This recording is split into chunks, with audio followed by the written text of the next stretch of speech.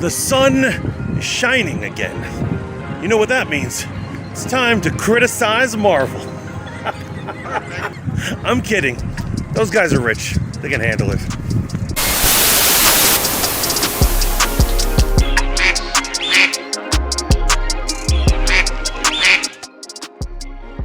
Hello, and welcome to Voice of the Fat Mantis. And you're watching my review of The Falcon and the Winter Soldier. Disney and Marvel have done it again in their quest to dominate every Friday with endless Marvel content. This is their sophomore venture into a Disney Plus original Marvel series, which takes a completely different turn and tone from what we just saw in WandaVision. The shows cannot be compared in any way, so I will not insult you by doing such. They are completely different entities. It's like comparing the sun and the moon. So, with that being said, I'm going to get straight into it. This is the story of how we pick up after the loss of Captain America. Where he is, we don't know. In an old folks' home? Or perhaps he's president, because, let's face it, him and Joe Biden are basically the same person.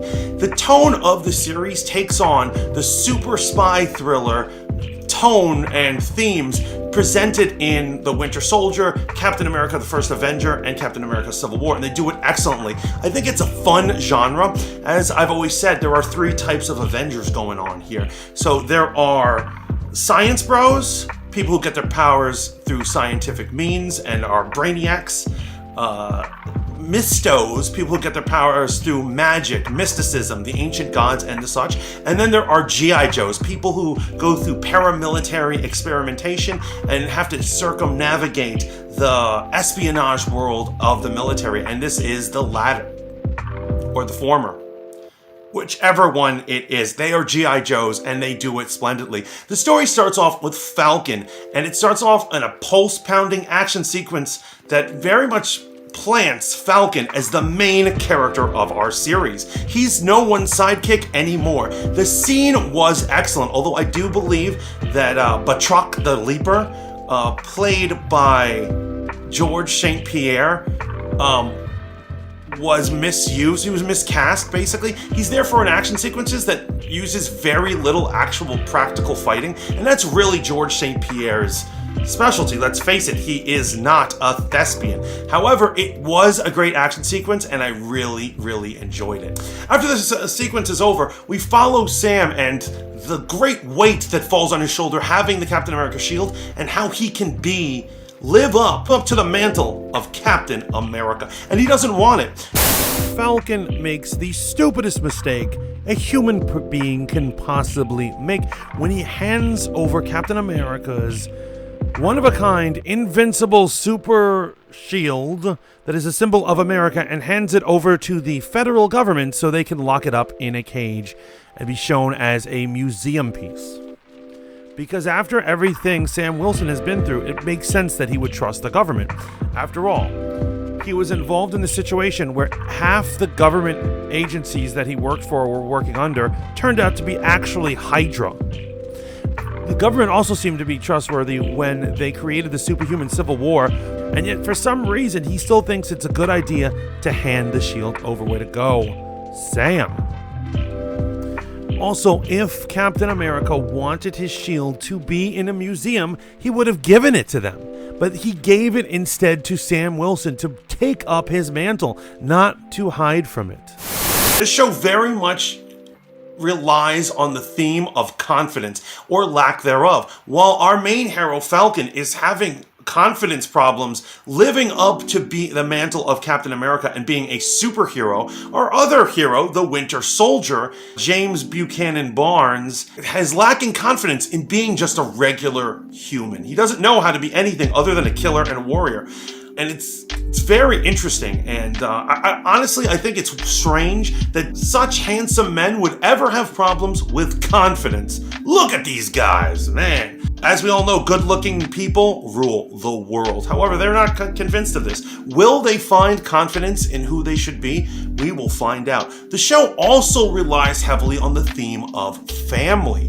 Now, Winter Soldier is unfortunately plagued with the problem of not having any family. As his psychologist said, You don't have anyone, you're 100 years old, you don't even have family.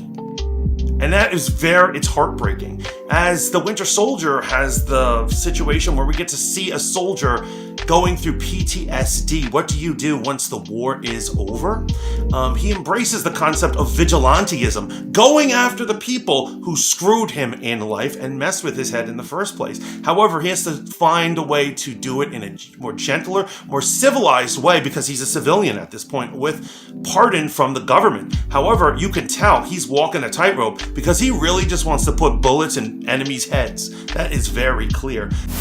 We are given an opportunity to see a flashback, which I wish there was some sort of header letting us know that, of the Winter Soldier in action, and he does what he does best. He goes on a killing spree, mostly of nameless bodyguards, and he assassinates some sort of scientist. Now, the most depressing part about this is he did not have his signature guy liner. It is a signature part of the Winter Soldier look, and if this was back in the past, he should be caking on tons of guy liner to quote-unquote hide his identity. Meanwhile, Sam Wilson, the Falcon, is dealing with his own family drama, and quite honestly, I feel like there's almost too much of it. After that big action sequence, there's almost no action or excitement going on there. Although it is very interesting, the story of his family's boat and how they keep it, and which led to an amazing sequence in a bank where they're trying to get a loan, and you can see that his celebrityism, his race, and his socioeconomic class plays a part in how he can't get ahead in the civilian world. It's a great scene. However, I do believe they focus too much on his family. Marvel has decided to make this show a slow burn. After all, they only have 6 episodes, and so far, the main heroes haven't even linked up yet. I believe that at least by the end of the first episode, they should have been collaborating with each other, at least placing a phone call to one another. However, they don't even do that, which I think actually dragged down the pilot episode. Now, going back to the Winter Soldier and his family issues, I'm going to pitch an oddball theory. Now, I know our oddball theories have been getting crashed down all over the place by WandaVision, but I still think it's good to theory craft. And I heard rumors somewhere, I think we all have on the internet, that the main Flag Smasher, played by Aaron Kellerman, could possibly be the great-grandniece of Bucky, and I think it's very possible. The fact that they keep reiterating that he doesn't have family, that this is plaguing him and all these things, and he, for no reason, in the middle of the pilot, mentions that he had a sister. I believe this is laying groundwork for the fact that his main enemy is going to be related to him. Will he have the heart to arrest or even kill the one family member he has left in this world? We are going to find out. Another theory I just want to put out there, because of my inherent mistrust of pretty much anyone in the spy genre and my mistrust of women, I'm going to put it out there. I believe that Bucky's psychologist is a Hydra agent. Yeah, I'm going to go with that. I think she's a Hydra agent. Anyway, what happens when a bunch of anarchists gain superpowers? Well, we're about to find out. I cannot wait to see the next episode, and I'm going to have to give this episode an 85. It was thrilling and it was fun, but they could have cranked it up a lot. I can't wait to see more. I hope these heroes get together next episode. I am not interested in a slow burn. I just want to see the Winter Soldier and Falcon bust some ass. What did you guys think of it? Please let me know down in the comments. Remember to like, share, and subscribe, and keep tuning in to Voice of the Fat Mantis for more The Falcon and Winter Soldier breakdowns, reviews, a lot more information on coming Marvel projects, and all sorts of shenanigans. Until next time, ciao for now.